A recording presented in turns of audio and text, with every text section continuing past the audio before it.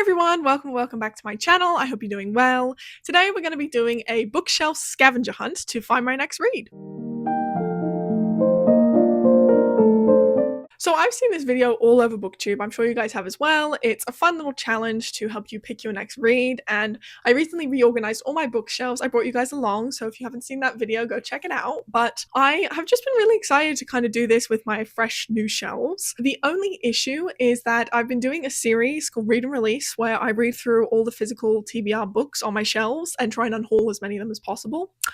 Does mean that most of the books on my shelves are read, which is fantastic, but does make this a little bit tricky. So I'm trying to, I think the last book that we get to, I'm going to pick off of my Goodreads TBR list. So without further ado, let's get into it. So the first prompt is start with the book on your shelves that has the most worn spine or cover. I think that's going to be either one of two books. So the first one's kind of cheating because I got it from a thrift store and it's like a decorative book. So it's kind of cheating, but it's called 1954.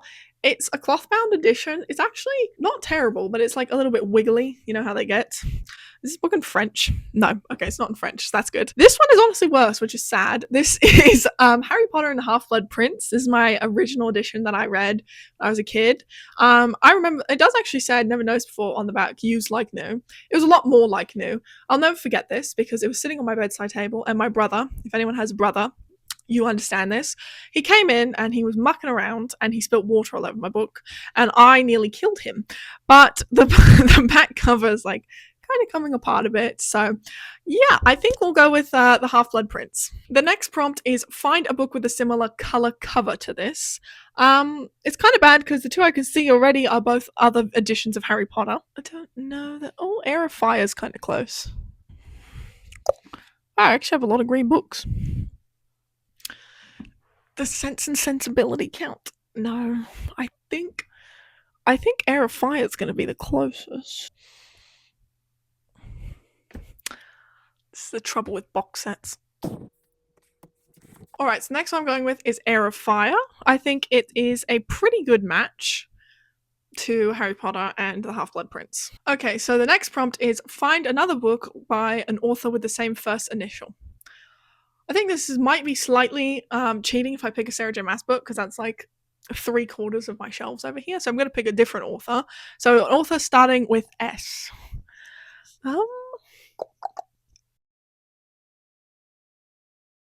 Another author that starts with the letter S is Stuart Turton. This is The 7.5 Deaths of Evelyn Hardcastle. This is one of my favorite mysteries. I think it's such an interesting one. Just such a loopy ride. I would highly, highly recommend. It's kind of one of those that you get dropped in, you have no idea what's going on. So I would definitely recommend this. The next prompt is find another book by the same author or one by the same publisher. I don't have another book by the Stuart Turton. I do think that's quite funny that the other two books I've had would have been a very easy one for that. So the publisher of this, Sourcemark's Landmark, or Sourcebooks Landmark. I don't think I have another one of those. Let's have a look.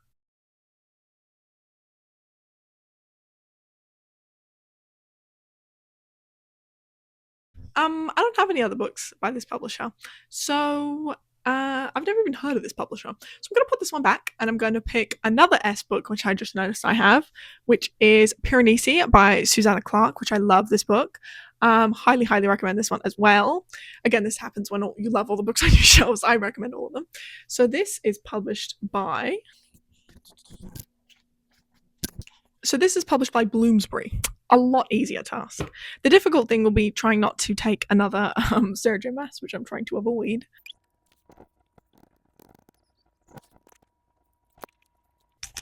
I mean, Never is by Bloom Books. That's kind of close. But I don't think I can avoid it. I think we'll have to go for another Sarah J Maas. Which is fine.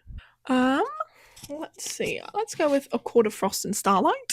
This is the fourth book in A Court of Thorns and Roses. It's a novella, so it's kind of a bridge between the first like original trilogy and then the other books in the series that she's writing on like spin-off characters. And this is my stunning nerdy ink covers. So the next prompt is to flip to the first page, find the first noun, and then find another book with the same noun in that. Snow is the first one. Okay. Don't know that I have any books that have the word snow in them.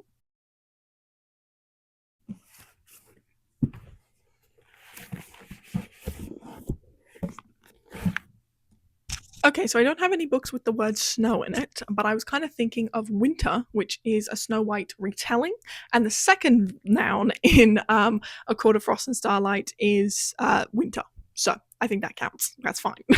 This was one of my favorite books growing up, or favorite series. Is from the Lunar Chronicles by Marissa Meyer.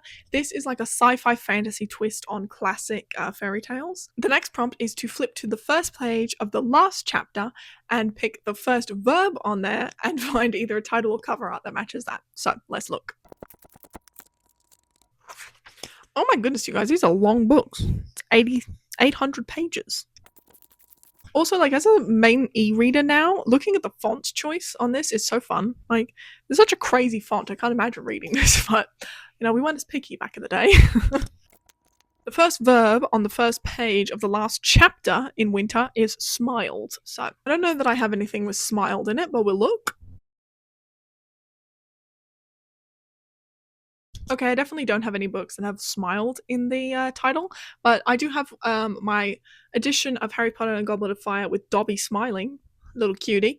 So we're gonna go with this one. Okay, the next prompt is to pick another book that is set in a similar setting. I'm not gonna cheat, okay? I have a lot of options. I won't cheat on this one. Similar setting to Harry Potter. I mean, I suppose I'm lucky that I didn't get like a crazy fantasy one.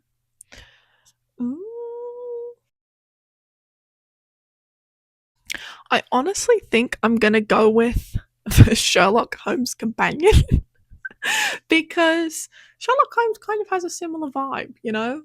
Like, they're often in the countryside and in the moors in England, and that's pretty close. Obviously, there's no magic, but Sherlock Holmes is kind of magical.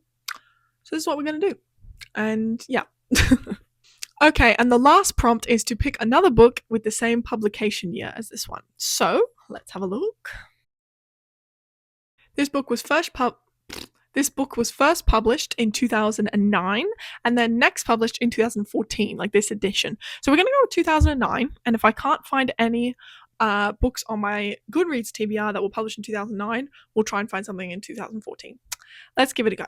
Okay, let's go to my books on my TBR.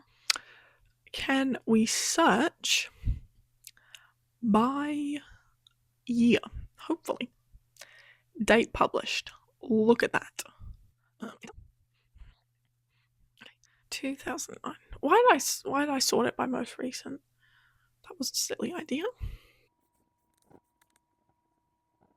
Ooh, okay, there's a couple of books published in 2009. Let's have a look. I've been really wanting to read. Oh, I have that planned already. Just kidding. If it has planned tag, I can't read it because it's already assigned to another video.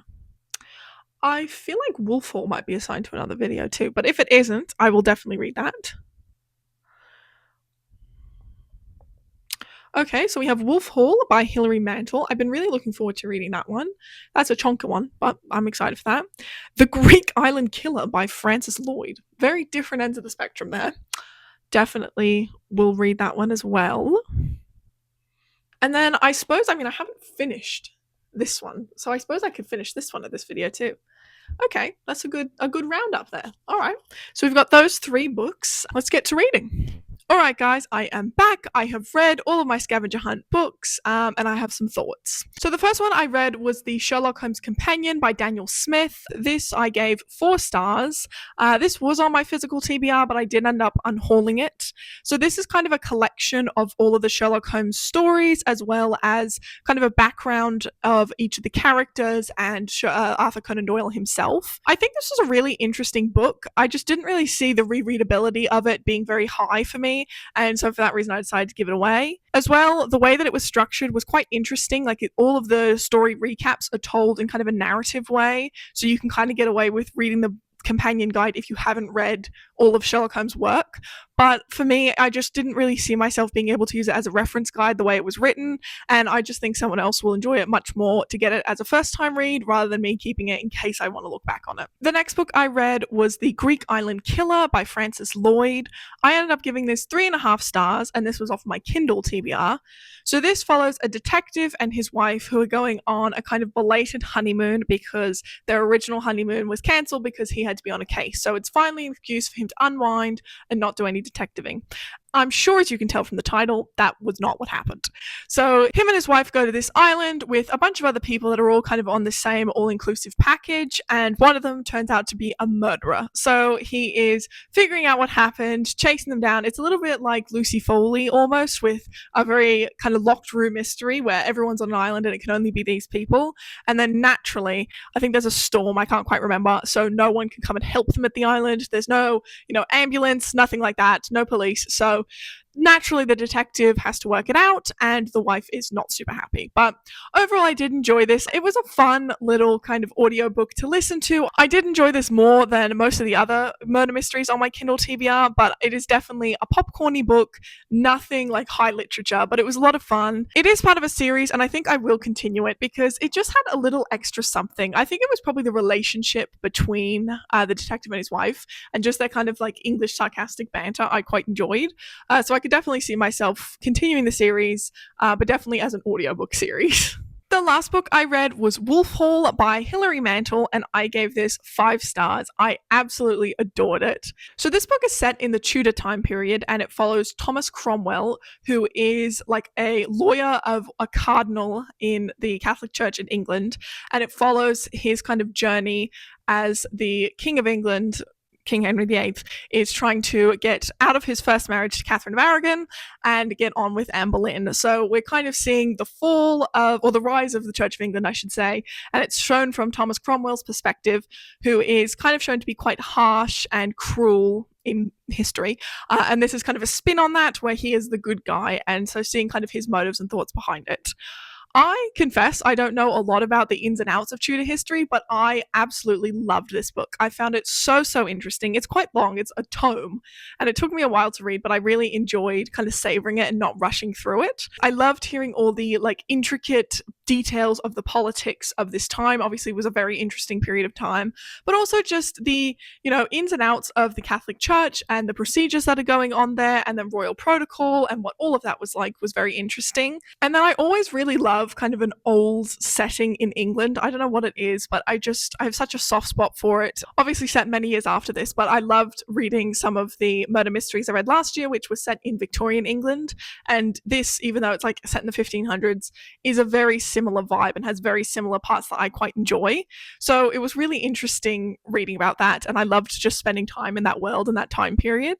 I think as well it was quite funny reading about Thomas Cromwell, and that he went from being in a very poor family to being very prosperous, and how life was different for different classes in that time, and like how religion was treated, and people of different religions in England was, obviously it's not, a factual account, it's not nonfiction, but it was very interesting kind of getting a general feel for how that worked. But yeah, I absolutely loved it. It's a trilogy. I will be continuing it very soon because I really loved it, and I want it to stay like fresh in my mind while I continue it. But definitely, if you like Tudor history, or honestly, if you haven't heard of it or don't know much about it, I don't think you need to do like background research to enjoy it. A lot of people I heard said that you did, and you got so much more out of it if you knew the history, which maybe you do, but I loved it. As someone who hasn't studied it and doesn't know much about it, I really enjoyed it and would highly recommend it. Alright guys, that is it for today's video. I hope you enjoyed. I was really happy to do this video. I've seen this like scavenger hunt idea online forever, and I was really excited to finally get to do it. And I knocked off a book off my physical TBR and unhauled it, and a book off my Kindle TBR, which was fantastic, and I found a new favorite book. So it was overall a very successful video. If you guys did enjoy, please leave me a comment down below and let me know, or hit like, and I would love to see you guys in another video soon. Bye!